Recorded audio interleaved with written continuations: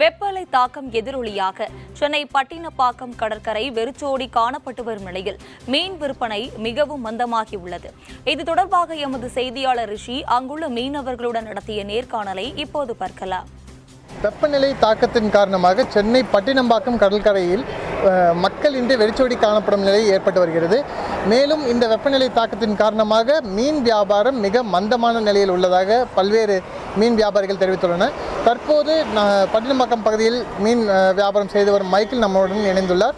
அவரிடம் வெப்பநிலை காரணமாக எந்த விதமான அடியினை அவர்களுடைய வியாபாரம் பெற்றுள்ளது என கேட்கலாம். சார் வணக்கம் சார்.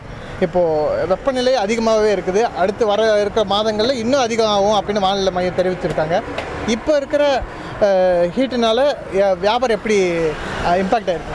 வியாபாரம் 10ல் 6% தான் வியாபாரம், 6-7% தான் வியாபாரம். ஏன்னா வெயிலில் மக்கள் வர்றது வெளியே அதிகமாக இருக்காங்க.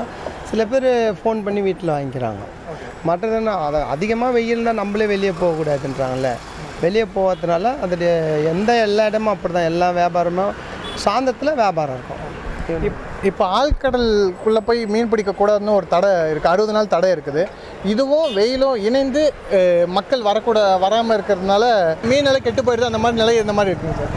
இல்லை ஆழ்கடலில் விஷப்படகு போகக்கூடாது, ஃபைபர் படகு போகலாம். ஃபைபர் படகு போகிறதுனா அதில் வரக்கூடிய மீன்களை தான் வாங்கி நாங்கள் ஃப்ரெஷ்ஷாக தான் விற்கிறோம். சிலது வெளியிலேருந்து வர மீன் அதோடைய வேறு.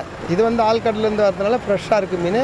விற்கிறது விற்போம், அதிகமான மீன் கிடையாது, மீன் வர்றது கம்மியாக இருந்தால் அதுக்கேற்ற மாதிரி மீன் வியாபாரம் பண்ணிட்டு போய்டும். இப்போ ஃபைபர் போட்டில் காயில் பார்த்தீங்கன்னா எல்லாம் மீன் பிடிக்கிறோம்னா கம்மியாக தான் இருப்பாங்க, ஏன்னா அதிக வருமானம் கம்மியாகும்.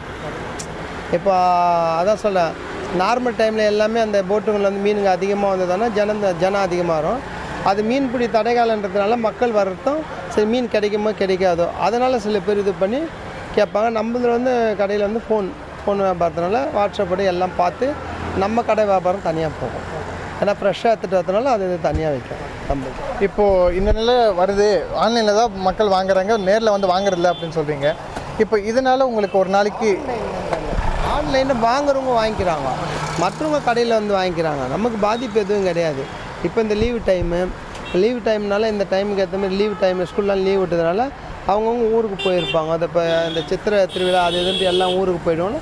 சம்மர் டைமில் போயிட்டு அவங்க ஃப்ரீயாக வருவாங்க. இப்போ 1ஆம் தேதிக்கு மேலே தான் அந்த வியாபாரத்தோடய இது நம்ம சொல்ல முடியும். மாதக்கட்சினால கொஞ்சம் கம்மியாக தான் இருக்கும் மீன். ஆமாம், மாதக்கட்சி அது. மற்றது தவிர்த்துக்கு மீன்லாம் குறையும் கிடையாது. ஃபைபர் போட்டு போகிறதுனால மீன் இருக்குது, இல்லைன்னா மீன் கிடையாது. வெயில் காலத்தில் மீன் வியாபாரம் குறித்த தகவல்களை கேட்டறிந்தோம். வேந்தர் செய்திகளுக்காக ஒளிப்பதிவாளர் நவீனுடன் செய்தியாளர் ரிஷி.